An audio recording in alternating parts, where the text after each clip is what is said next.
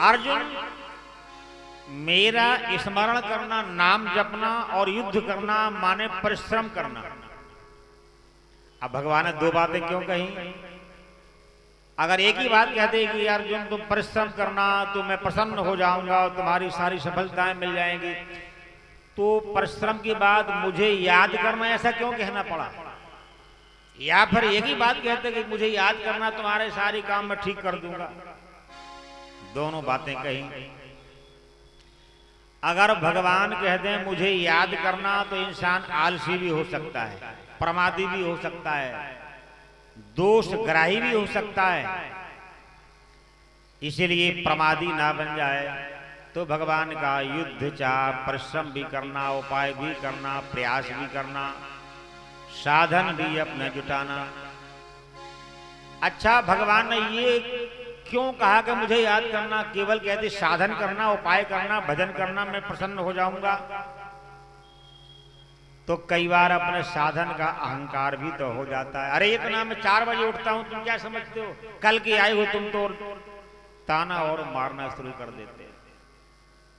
इसीलिए साधन का अहंकार ना हो जाए, सेवा का अहंकार ना हो जाए, उसके लिए भगवान का स्मरण करना।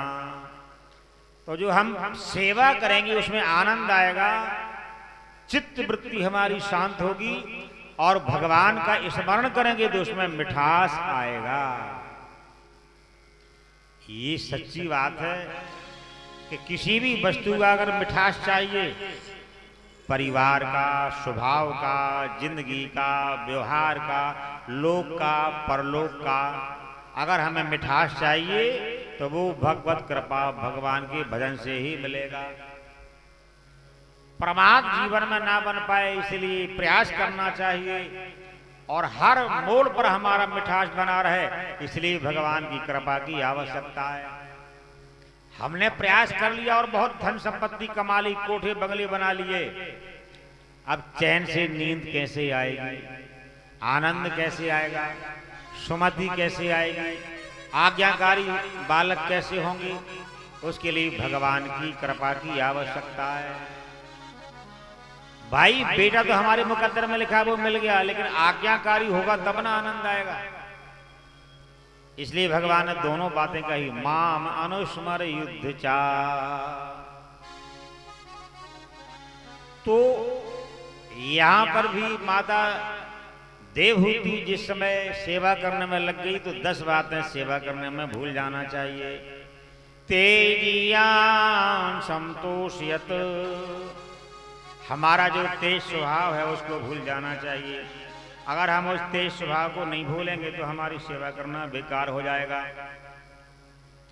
एक दिन महाराज करदम जी की समाधि खुली। अच्छा, एक और बात का ध्यान तो सारी बातों का रखना है, लेकिन इसलिए कहा जाता है कहीं मन हमारा कहीं और न चला जाए, तो ध्यान से हम सुने। आशीर्वाद कहीं मांगने से नहीं मिलता है और देने से लगता नहीं है। अगर किसी छोटे बालक को 100 का नोट दे दो, या तो फाड़ के फेंके या फिर खाना शुरू कर देगा। उसको मालूम नहीं कि ये क्या वस्तु है, इसका महत्व कितना है। आशीर्वाद अगर मिल जाएगा और हमने कर्तव्य नहीं किया है तो उसका हमें मूल मालूम नहीं पड़ेगा।